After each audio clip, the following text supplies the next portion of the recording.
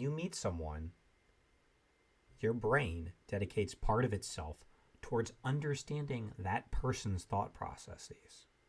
The better you know someone, the better able you are to predict that person's behavior.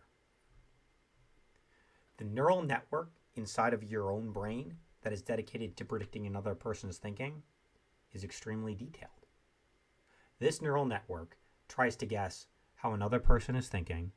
It tries to guess what another person is thinking about you, and it tries to guess how that other person is thinking about you, thinking about them, ad infinitum. And thus, your brain builds detailed models of other people's brains within itself. The end result of this process is that you have many brains within your brain. These many brains are dedicated to understanding and predicting the behavior of external brains. You have many brains within yourself to model your friends, to model your family, celebrities you've never met, animals, and even fictional characters. Having a mini brain version of yourself inside of the brain of someone else is like having a simplified version of yourself uploaded into the people you influence and spend time with. You probably know people who are deceased, yet you know exactly how they would react in any given situation. You need merely consult the part of your mind dedicated towards thinking about how that deceased person would interpret your actions. If you are of the mindset that storing your personality in another person's mind space is not the same thing as having a mini version of yourself outside of you, then I have a few things for you to consider. First, consider the teletransportation paradox. In this thought experiment, you are asked to consider that it is possible to make an exact copy of yourself down to the last subatomic everything. Would that copy of you actually be you? Or would it be somebody else? If you died and were replaced by the copy, nobody would notice. If you were still alive and met your copy, there would be no way to tell which one of you is the copy and which one is the original. The teletransportation paradox plays out in real life all the time.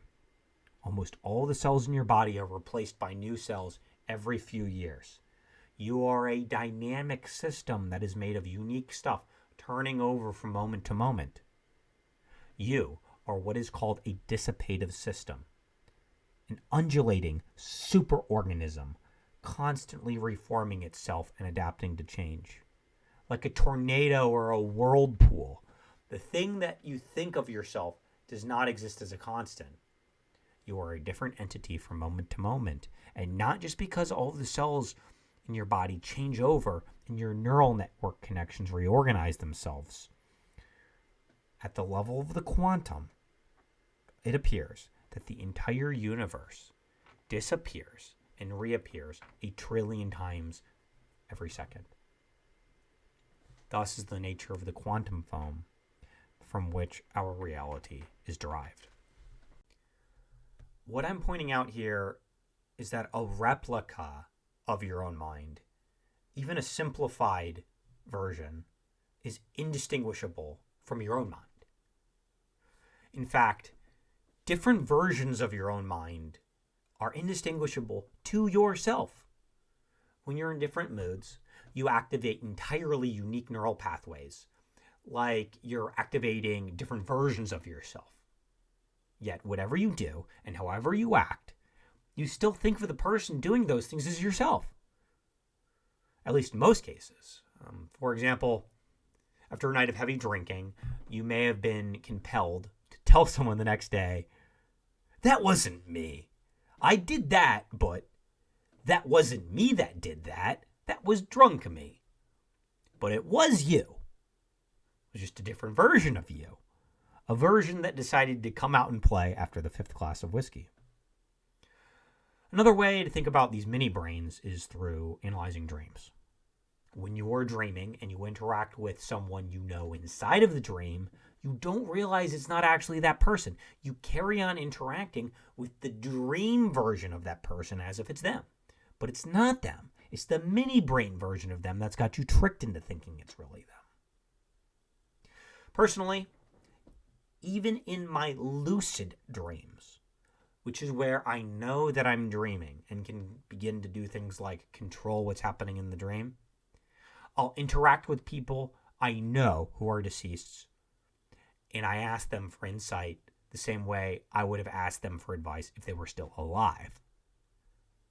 This is to say that sometimes, especially in my lucid dreams, I get very good advice from ghosts. The difference between interacting with the ghost of the deceased person in my dreams and interacting with that person in real life is essentially the same thing. I receive valuable advice such that I would not have considered had I not built a mini brain version of that person in my head. I learn from the mini brains in my head, and I may even feel emotional connection when thinking or dreaming about people who are not in my presence. In this way, these people are always with me. The idea that you are made up of lots of versions of yourself, like lots of small brains working together to manifest your big brain, is more obvious in people with brain damage. For example, people who've had the connection between the right and left section of their brain cut, the corpus callosum, these people are essentially two people in one body. Such patients are known to be able to play the game 20 questions with themselves. Different halves of their brain are processing information separately, but they still think they're one person. So maybe interacting with other people in real life is just like that. When you interact with someone, you are thinking about the two of you as separate entities, not as part of a larger whole. It's hard to see the larger whole from the inside. In the same way that someone can have two brains in one head, humanity appears to be operating as one collective mega-brain. Individual minds act as induction mechanisms, inducing thoughts and emotions into others' minds. The intimate communication between groups of humans is just like a neural network in a brain. The information that's exchanged between individuals is much more dense than the bandwidth between neurons. Individual human minds, made up of all of their mini brains, interact with other individual human minds, exchange detailed information, and coordinate intelligently at the level of the individual as well as at the level of the collective human swarm. Through only a few degrees of separation, the whole planet is interconnected like a massive neural network. Humanity's interconnectivity may even be more interconnected than the neural structure of the individual human mind. Just as there is no center to the universe, your consciousness doesn't originate from one master neuron or from one half of the brain or the other, even when they're separated. Even when you have a stroke and lose half of your brain, you are still you, because consciousness is a manifest phenomena. It bubbles up from the bottom. Consciousness seems to come from everywhere, simultaneously. Consciousness is also a layered phenomena, but the layers aren't stratified. They blend together. If you don't think this is true, then try to control your cellular metabolism with your thoughts. And if you don't think that you're part of a collective swarm intelligence, then try ignoring the voice in your head that tells you how to avoid bumping into people in a crowd. You need that voice so that you may act fluently as a part of the larger conscious systems that you're inside of. Ask yourself, where do you begin making choices, and where does it begin making choices for you? In the same way that there are different levels of cohesion that create stratified systems in our own body, perhaps humanity as a whole is like the body.